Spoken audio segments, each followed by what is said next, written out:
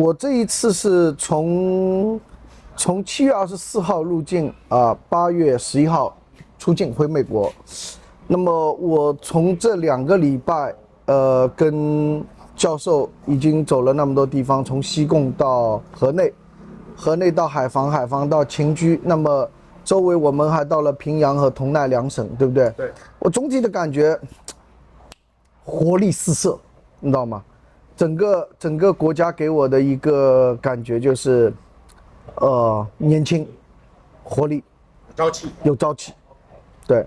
然后呢，各个方面的，就是说，那当然了，你们都会说，哎，你是花美元的，对不对？生活成本很，对我来说是非常非常诱人的，也就是说，物价非常非常便宜。然后呢，总体我接触了。大街小巷，对吧？我们走到市井的生活，感觉到，就说人民非常友好。其实越南人也比较亲民，一扫我以往对越南的一个负面的一个想法。来之前我还做了很多的攻略，在看，哎，我是不是背包要放在前面，我的皮夹子是放在哪个角落，还要钱要分散的，鞋底里边藏个200，藏个500，对不对？那手机要一直拽着，最好拿一根绳牵在手上，以防被盗。这种现象在我们身上根本就没有发生，那有可能是我们理了光头的一个原因，对不对？对。那我相信，会在某些人身上有一些负面的个案，但是的确，在我这个几周当中，我压根就没有碰到这样的一个现象。我是觉得越南机会很多了，来早几年可能会更好一点，但是现在也不晚，我估计应该是未来几年可能就，因为现在毕竟全世界都在好多地方都在走下坡路，特别是就是不久未来可能俄乌战争引起的。就是饥荒可能就会要来了，越南、泰国人民都不会饿到的，可能其他地方就难说了。是，所以人家做了一个非常有形象的一个比较嘛，说美国发行了这么多钱到哪里去了？美国发行的钱本身就是稀释全世界嘛，然后把全世界的物资全部运到美国，对不对？然后美联储再一加息。他的钱就会拼命的回流美国，回流美国，他再来跟你来一个缩表，把多盈余出来的钱给毁掉，那么也就是说你手上的货币就在不断的贬值，对吗？他是也是一种薅羊毛啊，美国人本身就是靠货币来薅全世界羊毛的。那么我相信保证华尔街有一帮大佬是非常不愿意的，原来他1块钱在世界各地，他有可能是赚2块钱，现在他在世界外面的钱，他被薅羊毛了，现在全部卷到美国来了，他不愿意这个钱缩水，那他只有到哪里啊？只有到新兴的洼地市场去。那新兴的洼地市场，毫无疑问，现在全世界的指针全部针对越南，这是我个人的理解啊，有待大家来商榷。对，是。老魏，你还有什么其他的想法？越南确实是一个很热的地方，而且很多热钱在流入越南。然后据听说每天大概有1亿美金流入越南，就是有民间资本。对，有这么多钱流进来，这个其实越南的通货很快就会膨胀起来的，而且越南盾也会慢慢的贬值。但是同样呢，也说明了越南的经济在繁荣，在复苏。因为越南的贬值一个最好的好处是什么呢？有利于促进出口，而且越南的出口今后可能会一直持续的增长，很强劲。是你涉及到这个问题呢，有几个方面的考量。第一个是越南整个国家的一个，就是说人员结构的一个年轻化，那么相对加上这一块又是人力资源资本的一个最佳的一个时间阶段，也就是年轻化，它所带动的创造力和制造能力，我相信是与日俱增的。对吗？然后第二个，我不认为越南的货币会就是说贬值率会怎么样，因为为什么？在我接触的这几周内，我看到更多的是全民皆商，咖啡店一家连着一家，这是西贡。那北部也是茶水间一家连着一家，饮食店夜排档一家连着一家。也就是说，它整个货币是在健康的一个循环，就像人体的血液，你只要血液在不断的循环，那你的人保证是健康的。也就是它的民间资本非常活跃。对，没错。还有一块，越南的人口中位数啊很低，对，还不到30岁，20多嘛，28左右，对不对？26、8左右，对。对，它的人口中位数是很低的，这个说明这个国家非常年轻，非常有活力，对，非常有创造力，而且它这种创造力可能持续几十年，是，这是它的可持续性，这点非常好。另外一点呢，就是我看到越南比较就是说跟西方比较接轨的一方面。那本身你比如说南越胡志明，最早叫西贡嘛，对不对？它本身越南也是法国殖民领地，它对于西方文化的这种包容，它的艺术对于西方的一个文化倾向，我觉得是非常难能可贵的。再加上现在越南本身就是支持土地私有化的一个国家，一个共产主义国家，对吧？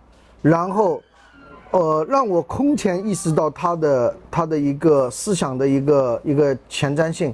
在这里我可以用 Google， 我可以用 Facebook， 我可以用 Twitter， 我可以用 Instagram。那这种对于越南和西方整个一个文化交流方面，基本上是畅通无阻。对，越南这个地方呢，就是非常适合人居住，今后呢也会有很多欧美国家的人，包括日本的一些老人啊过来养老，而且越南的自然环境啊非常适合养老。你像下流省、西贡，还有像芽庄、岘港，包括一些越南的沿海城市，它居住是非常舒服的，会有很多老人来这边。其实它对越南的消费和经济刺激也是非常大的。但是越南有没有准备好，我还不知道。我相信越南政府也在考量这些东西。我觉得来越南最大的障碍就是语言，越南到处的牌都没写英文，然后我们基本上碰到好多困难，因为普遍越南人讲英文的的确比较少，就跟泰国比的话，好像差别还是蛮大的。出去要做一件事，很可能就要翻译了，有好多事情你没法做，有点吃力。当然就是说我们其实也在经过这几个月，希望克服的东西，我们也在想，估计有很多外国人都会希望像我们一样的，在越南怎么样扩展，但是语言的障碍怎么样去解决，我们也都在想这个方向。说到这个语言这块啊，其实我是觉得越南的年轻人啊，他在学习语言方面潜力很高的，很多人会讲中文，会讲英文，这个比例相当大，对不对？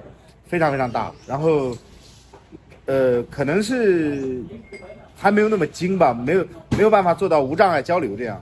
这一次其实我的体会蛮深的。我从美国飞过来的时候，我在日本转机，整个一个飞机上面，让我比较吃惊的是，居然有超过1/3的越南人坐日本的飞机回越南。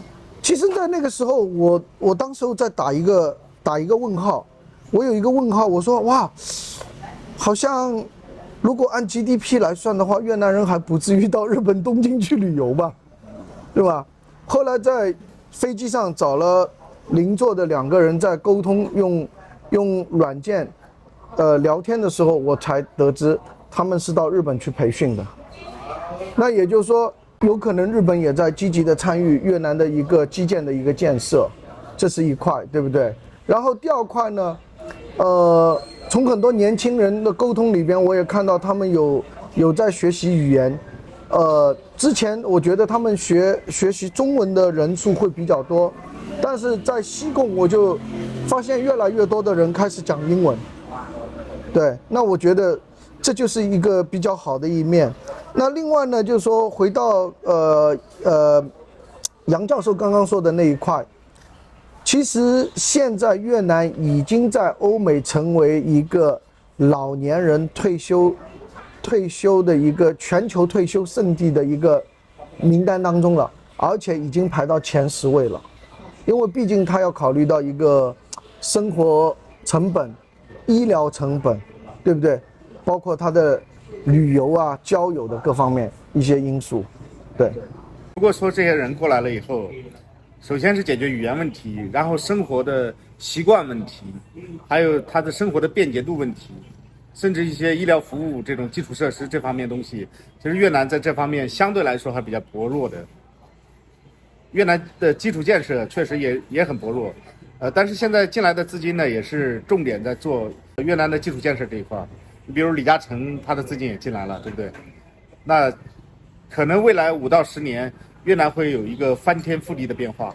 我们今天看到的越南，10年以后我们再回过头来看的话，我们肯定会感到很吃惊的。这个我完全认同。我在大概2000年左右吧，我姐在上海搞了一个公司，是专门帮助就其他国家的大企业要进中国，搞了一个咨询在Lippo Center。Lippo Center 在淮海路的立邦那个力宝广场啊，对，2层，然后就是做 business center， 跟internet related training 之类的，反正就是帮助外国企业落脚。那个时候搞得还是蛮成功的，然后同时也有一本杂志。就是帮助要来中国投资的或者是商务方面的要在上海落脚，在面向全国全世界。我觉得这一点你们很好，你们都是媒体人啊，可以让他牵个头啊，因为据我了解，教授本身就是搞 VR 这种创作的，对不对？